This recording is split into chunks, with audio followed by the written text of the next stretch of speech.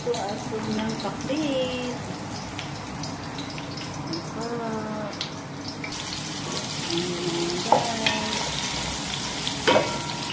Yan po mga guys.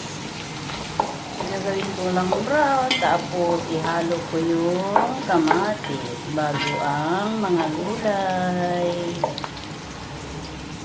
Guys, ihuhulog ko na yung kamatis. Halo-halong ko ng konti. Isusunod ko muna yung susunod ko ito.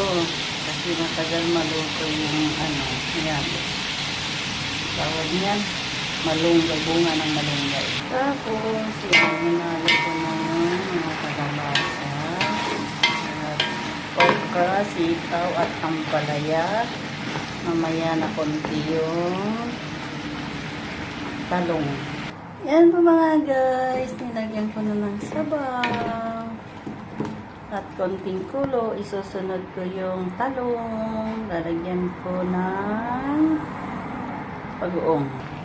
Yan na po guys. Lalagyan ko siya ng pag-uong isda. Yan ang magiging asin niya.